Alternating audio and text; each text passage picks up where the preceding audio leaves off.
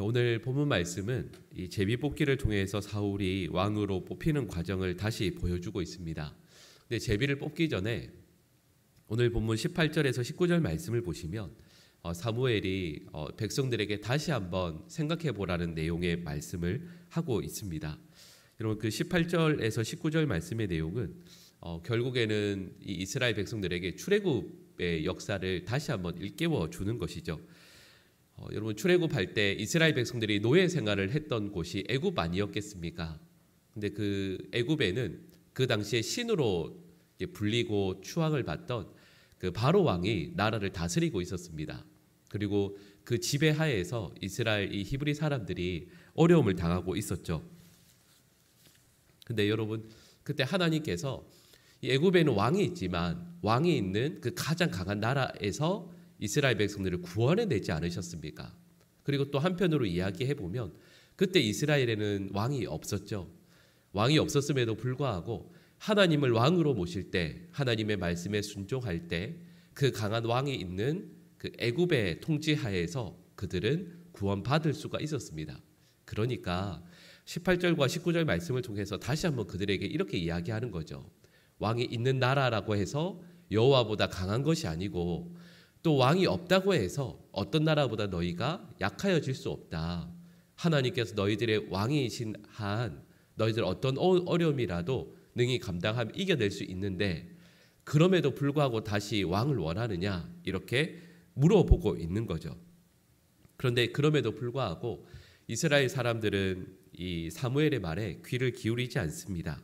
왜냐하면 지금은 왕을 세우고자 하는 이 일에 온 마음을 다 빼앗겨 있거든요. 그래서 결국은 왕을 뽑기를 원했고 또 그래서 이어지는 내용들을 통해서요. 제비 뽑기를 통해서 여호와께 기름 부음을 먼저 받았던 이 사울을 왕으로 뽑게 됩니다. 그러니까 오늘 본문 말씀의 전반부는 저에게 이런 말씀을 하고 있는 거죠.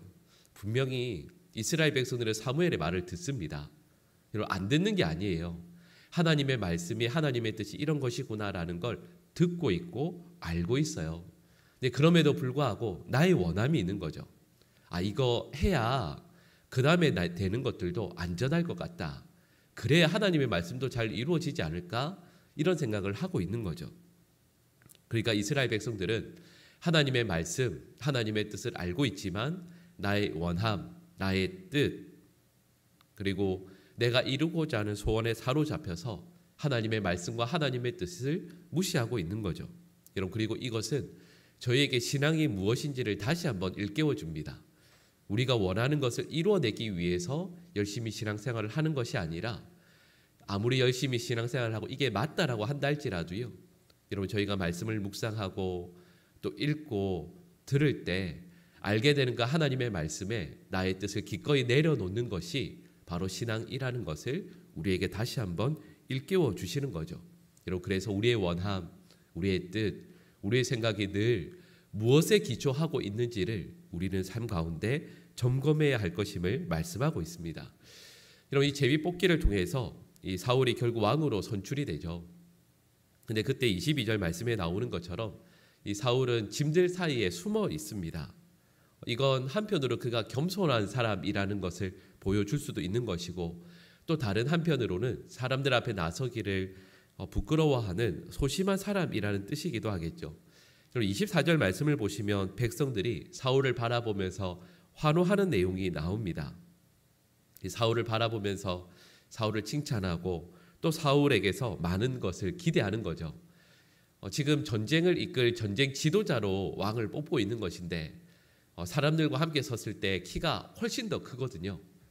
이게 외적인 조건도 그렇고 우리를 잘 이끌어 줄 수 있겠구나라는 기대를 하고 있는 겁니다. 그런데 여러분 또 반대로 27절 말씀을 잠깐 보시겠어요? 27절 말씀을 보시면 그 표현을 불량배라고 되어 있어요. 불량배라고 표현되어 있는 이 사람들이 사울이 분명 외적으로는 커 보이죠. 전쟁을 잘 할 수 있을 것처럼 보여요. 근데 성격을 보니까 소심하거든요. 짐들 사이에 숨어 있지 않습니까? 아마 틀림없이 이렇게 이야기했겠죠. 아니 남자가 저렇게 해도 되나? 아니 뭐 전쟁터 나가서 뭐 개미 새끼 한 마리라도 죽이겠나? 저런 사람을 우리가 뭘 믿고 이 나라를 맡기겠는가? 아마 이런 이야기들을 서로 나누었겠죠. 근데 여러분 이게 기록된 이 부분을 보면 사울이 분명히 이게 상처가 되었겠구나라는 걸 우리는 알 수 있습니다. 그리고 오늘 본문은 우리에게 이렇게 말씀하는 것 같습니다.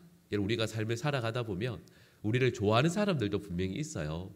근데 또 반대로 우리를 그것 때문에 싫어하는 사람도 있죠. 어떤 사람이 예를 들면 과묵하다고 했을 때 과묵하다고 해서 좋아하는 분도 있는가 하면 또 반대로 이야기하면 말이 없다라는 뜻도 되지 않겠습니까? 말도 없고 사교성도 없다라는 뜻이 될 수 있으니까요.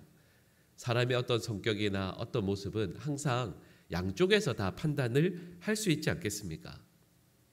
그러니까 우리는 우리를 좋아하는 사람도 있고 싫어하는 사람도 있다라는 걸 늘 인정해야 되죠.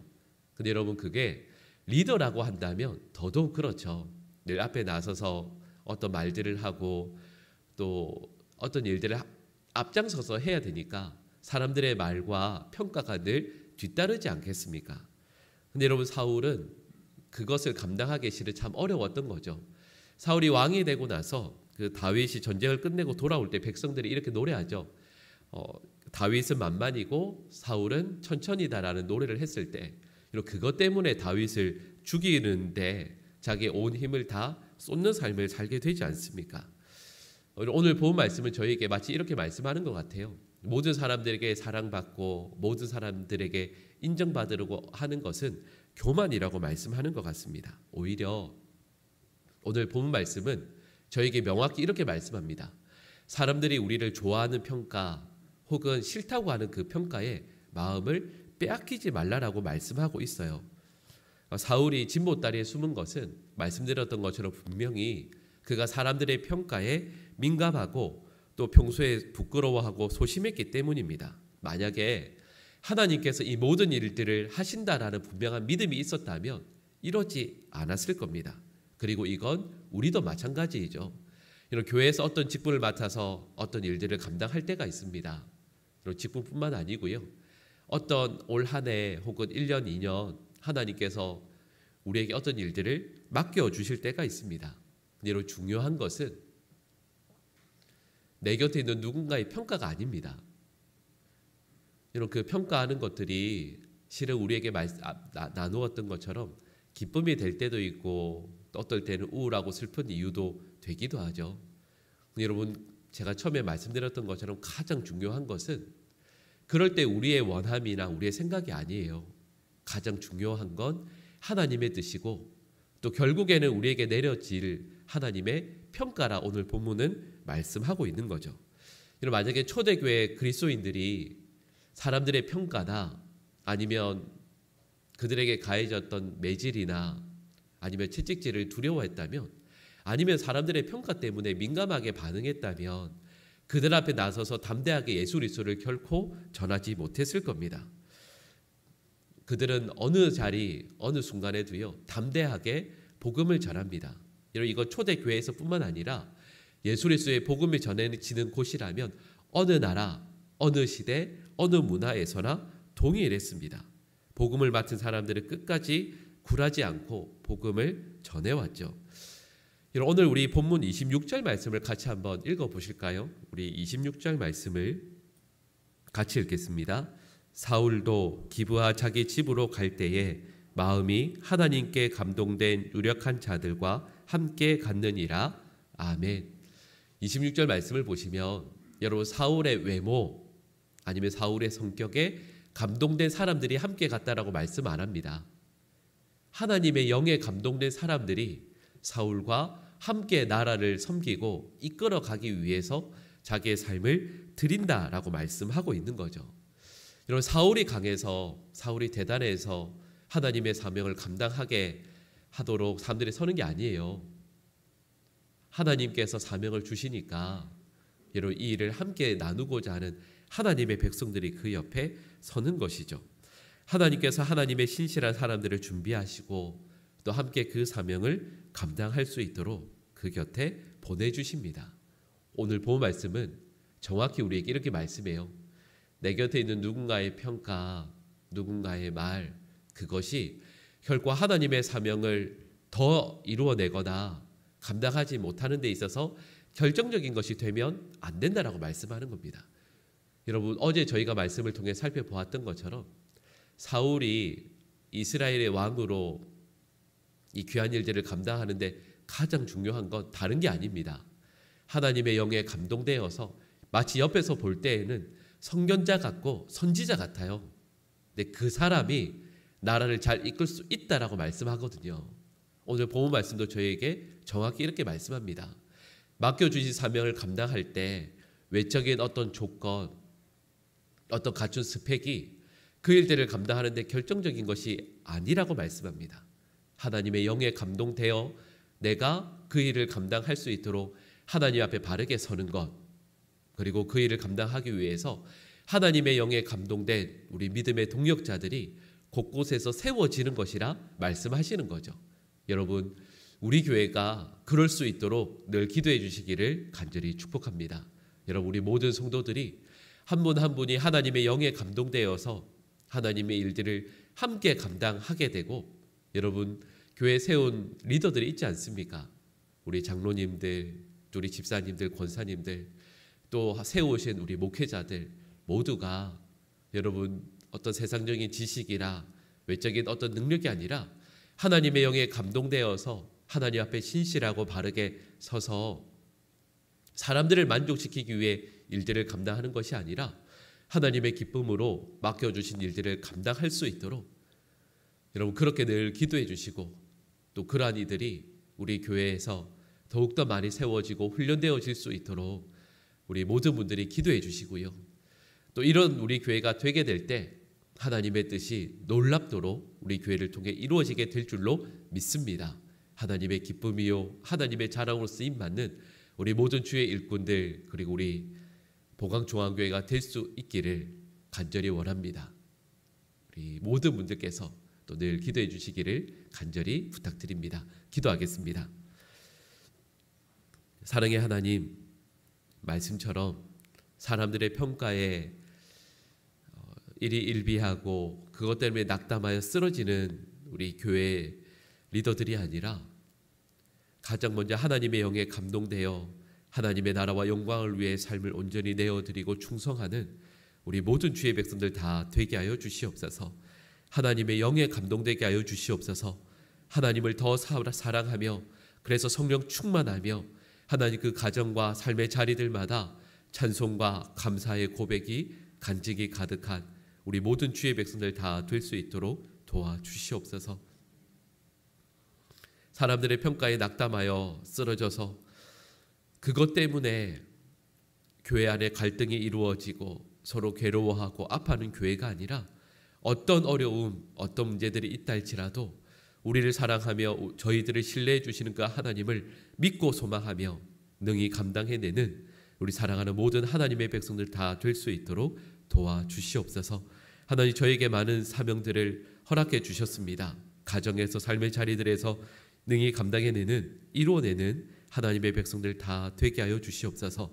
사랑하는 성도들의 가정과 삶의 자리들 위해 하나님 큰 은혜를 베풀어 주시고 맡겨주신 사명을 이루기 위해 더욱더 하나님 앞에 바르게 설 수 있도록 하나님의 말씀으로, 그리고 기도로, 성령 충만함으로, 찬송으로 하나님 앞에 늘 바르게 서며 또한 서기 위해 애쓰는 사랑하는 모든 주의 백성들 다 될 수 있도록 역사하여 주시옵소서. 사랑하는 성도들의 건강을 특별히 지켜주시길 간절히 원합니다. 하나님, 한 분 한 분 건강에 연약한 부분들을 주님께 내어 의탁드립니다. 주님께서 연약한 모든 부분들 위해 안수하여 주시고 하나님께서 우리 성도들 낫게 하여 주시고 회복시켜 주시기를 간절히 원합니다. 사랑하는 가족들, 사랑하는 후손들에게도 이런 은혜를 베풀어 주셔서 어려움들 가운데 낙담하여 쓰러지지 않도록 주님, 모든 것들을 주님 앞에 내어놓을 때 우리 주님께서 책임져 주시고 주님께서 선하게 인도하여 주시옵소서. 사랑하는 가족들의 경제적인 문제뿐만 아니라 특별히 하나님 앞에 신앙의 문제들 또한 의탁드리오니 연약한 신앙을, 그리고 믿음의 길을 떠나 나의 마음, 나의 원함대로 살고자 하는 우리 사랑하는 가족들의 삶을 주님께서 책임져 주시옵소서. 주님, 우리 사랑하는 자녀들, 후손들을 바라보면서 저희가 믿음 생활을 잘하지 못하여서 그런 것은 아닌지, 우리가 신앙의 본을 보여서 그러지 못한 것은 아닌지 이런 생각을 하며 마음이 아플 때가 너무 많이 있습니다. 주님, 저희 자녀들의 신앙을 그 삶을 주님의 손에 의탁드립니다.